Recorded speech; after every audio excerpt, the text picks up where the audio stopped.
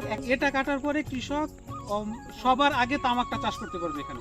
এবং এর ধানের যে ফলন, ধানের গাছের যে গ্রোথ, খড়ের যে শক্ত, তার ক্ষেত্রে কৃষকের খড় এবং ধান দুটোই তার জন্য লাভবান। 26 থেকে 27 মণ পাওয়ার আমি আশা করতেছি। আসসালামু আলাইকুম কৃষক বন্ধুরা, আজকে আমরা এসেছি ব্রাকের একটি জনপ্রিয় হাইব্রিড ধান ব্রাক মুক্তি ওয়ানের একটি জমি ভিজিট করতে। এটা হচ্ছে শ্যামনগর গ্রাম, দৌলতপুর উপজেলা এবং কুষ্টিয়া জেলার অবস্থিত। এবং আমাদের যে মুক্তিওয়ান ধানটা আমরা দেখছি চমৎকার ফলন হয়েছে এখানে। আমাদের এই মুক্তিওয়ান ধানটার বিশেষ বৈশিষ্ট্য হচ্ছে এটা সাধারণত 110 থেকে 115 দিনের ভিতরে একেবারে কাটার মতো হয়ে যায়, ফসলটা তুলতে পারবেন। এবং এর বিঘা প্রতি আপনারা অবাক হবেন যে এর বিঘা প্রতি 27-28 মণ পর্যন্ত ফলন হয়ে থাকে এই ব্রাকের হাইব্রিড মুক্তিওয়ান ধান। এবং এটা যে এত দ্রুত পাকে আপনারা এখানে সরজমিনে দেখতে পাচ্ছেন যে পাশে বিভিন্ন ধরনের ধানের জমি রয়েছে যেগুলো একই দিনে লাগানো। ভাই যেটা বললো একই দিনে লাগানো, এটা এখনো ধান আসেনি আর এদিকে ধান কাটার মতো হয়ে গেছে। এখন আমরা আমাদের কৃষক ভাই যিনি আমাদের মুক্তিওয়ান ধান চাষ করেছে তার কাছ থেকে শুনবো এই মুক্তিওয়ান ধান সম্পর্কে। ভাই আসসালামু আলাইকুম। ভাই আপনার নাম? আমার নাম মোহাম্মদ সোহাগ আলী। আচ্ছা, আপনি এই যে কি ধান চাষ করেছেন? আমি এবার হচ্ছে ব্র্যাকের মুক্তিওয়ান ধান চাষ করছি। মুক্তিওয়ান ধান চাষ করেছেন।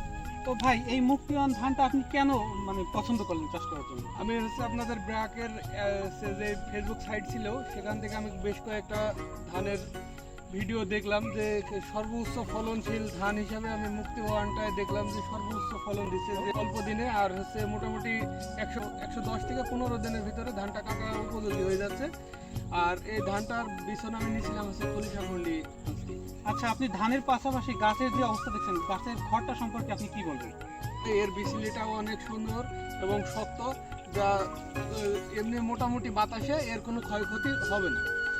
আচ্ছা, কৃষক বন্ধুদের একটু বলতে চাই যে আমাদের এই অঞ্চলটা মূলত হচ্ছে কুষ্টিয়ায় তামাক প্রধান অঞ্চল। এখানে এই ধান কাটার পরেই কৃষকরা তামাক চাষ করবে। এবং এই ব্রাকের যে মুক্তিওয়ান ধানটি আপনারা দেখতেই পাচ্ছেন যে অন্যান্য ধানের থেকে কত আগাম। কৃষক এই ধানটা খুবই দ্রুত, সে 110 থেকে 15 দিনে কাটবে। অর্থাৎ এটা কাটার পরে কৃষক সবার আগে তামাকটা চাষ করতে পারবে এখানে। এবং এর ধানের যে ফলন, ধানের গাছের যে গ্রোথ, খড়ের যে শক্ত, তার ক্ষেত্রে কৃষকের খড় এবং ধান দুটোই তার জন্য লাভবান। আপনার কাছে কি মনে হচ্ছে যে আপনার যে এই যে অন্য ধানের থেকে আগাম এসেছে, আপনি কতদিন আগে তামাকটা লাগাতে পারবেন? আমি মোটামুটি 20 থেকে 22 দিন আগে তামাকটা লাগাতে পারি। আমার জন্য অনেক সুবিধা, যে অনেক সময় ধান কাটার সময়ই হয় না কিন্তু তামাক লাগানোর উপযোগী হয়ে যায়, কিন্তু তখন ধান কেটে তামাক লাগাতে গেলে অনেক লেট হয়ে যায়। সেই তুলনাতে এবার যে মুক্তিওয়ানটা লাগাইছি এটা মাঠে সবার ধান ফলার আগে আমার ধান কেটে আমি হচ্ছে তামাকের জন্য উপযোগী করে ফেলতে পারি। কৃষক বন্ধুদের একটু বলতে চাই যে আমাদের যে ব্রাকের যে হাইব্রিড ধানগুলো রয়েছে এগুলো আপনারা অবশ্যই প্রতিটি গোছায় হচ্ছে একের অধিক, অর্থাৎ 2 থেকে 3টা করে যদি গাছ আপনারা দেন তাহলে হচ্ছে অধিক ফলন পাবেন আপনারা। আপনার কাছে কি মনে হচ্ছে যে যেহেতু আগাম হয়েছে এক্ষেত্রে কি আপনার কোনো সমস্যা হবে কি? মোটামুটি আমার এখন যে পরিবেশে আছে, সাধারণ গত কিছুদিন আগে যে বাতাসটা হয়ে গেছে সে বাতাসে আমার ধানের কোনো ক্ষতি হয়নি। আচ্ছা, তো আপনার কাছে কি মনে হয় আপনাদের এই তামাক অঞ্চলে যদি আমাদের ব্রাক হাইব্রিড ধান আছে যে মুক্তি বা ব্রাক হাইব্রিড ধান 10 যেগুলো আছে এগুলো যদি কৃষকরা করে তাহলে তাদের কি তামাক করার ক্ষেত্রে অনেক সুবিধা হবে? কিন্তু একটা সুবিধা পাবেন, যদি ধান কাটার পরে অন্য তামাক ব্যতীত অন্য কোনো ভুট্টা বা কিছু লাগানোর ইচ্ছা থাকে সবার ছাড়া 10 দিন আগে থাকবে। হ্যাঁ, অনেক লাভবানও মনে হচ্ছে। আমার যা ধান হবে তারা বলছিল যে 25 থেকে 26 মণ, আমি মোটামুটি আশা করছি আমার এটাতে 26 থেকে 27 মণ পাওয়ার আমি আশা করতেছি।